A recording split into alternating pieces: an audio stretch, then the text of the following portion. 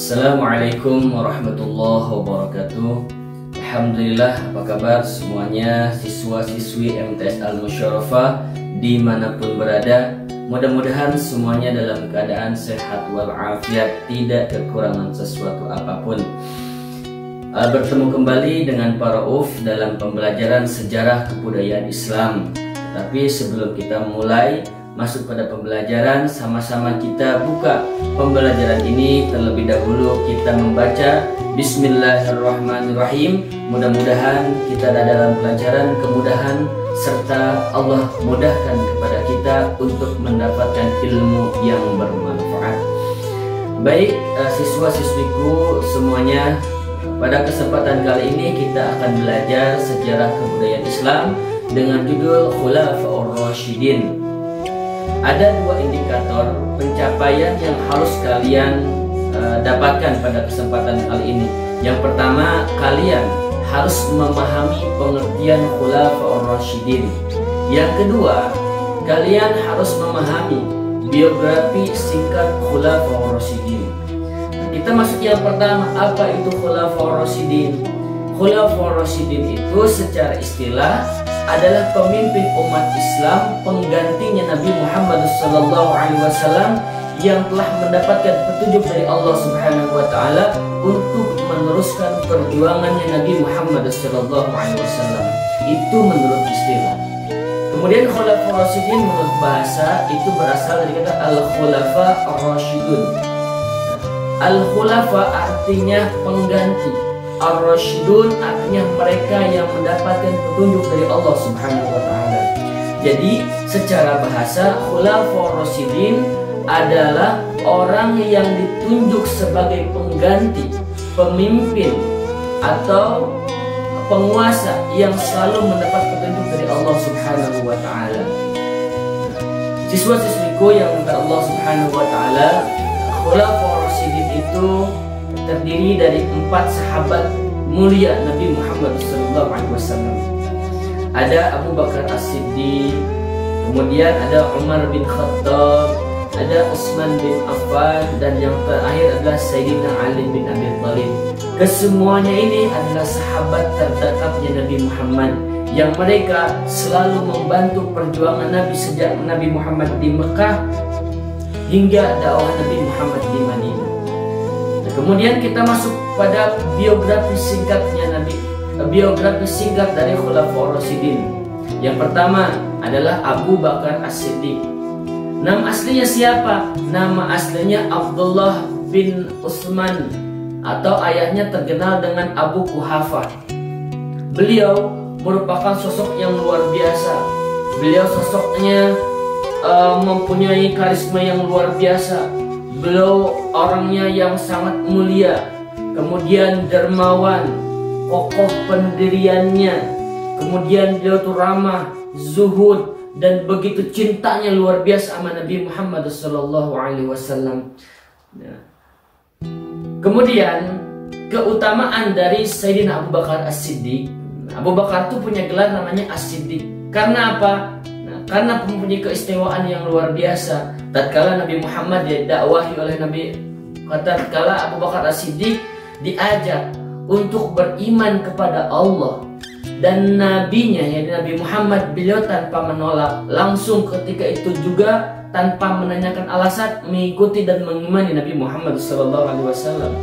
Dan kemudian yang kedua, ketika Rasulullah SAW pulang Isra Mi'raj, orang-orang menghujat, Nabi Muhammad pembohong, masa iya perjalanan dari Mekah menuju Masjidil Aqsa itu jaraknya yang cukup jauh bisa dilaksanakan dalam semalam.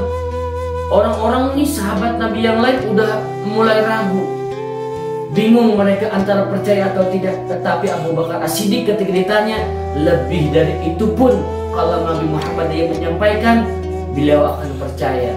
Makanya beliau diberi gelar Abu Bakar As-Siddiq.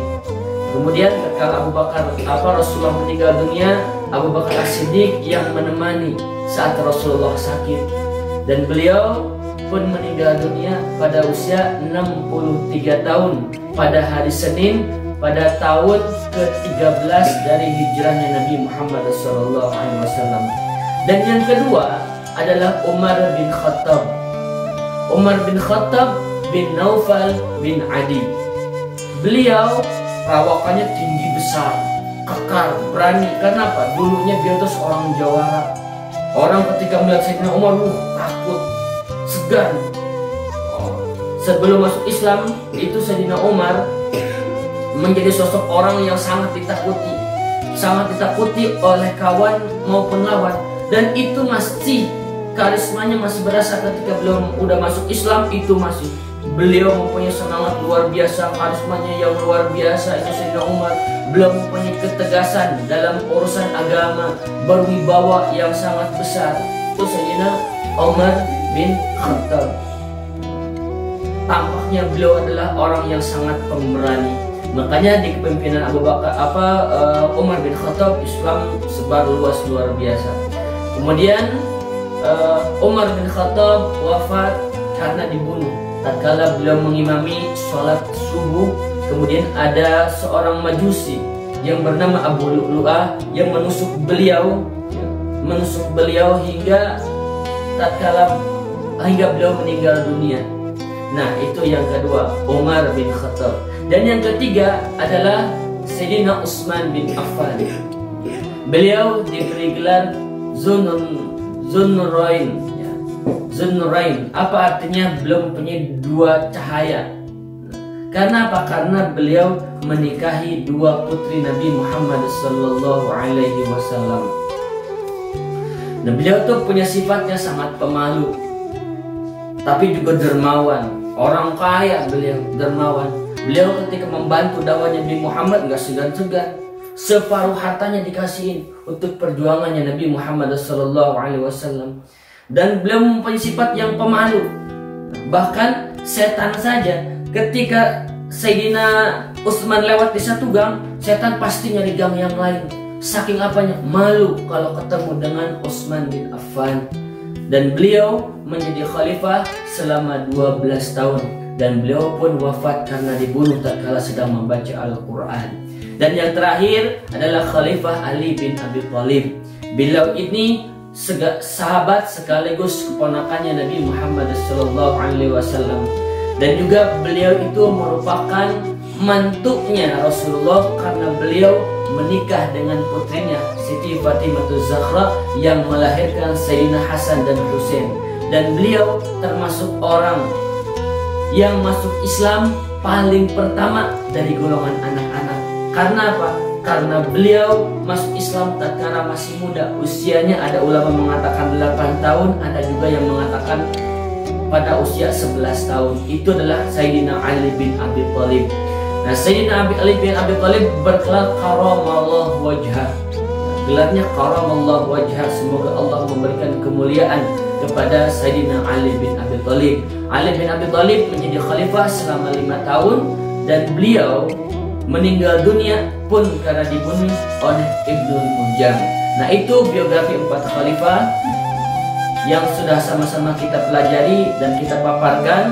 Mudah-mudahan kalian bisa memahami pengertian Khulafaur Rasyidin dan juga sejarah singkat dari Khulafaur Rasyidin. Demikian, mohon maaf dari segala salah dan khilaf. Wa minkum. Wassalamualaikum warahmatullahi wabarakatuh.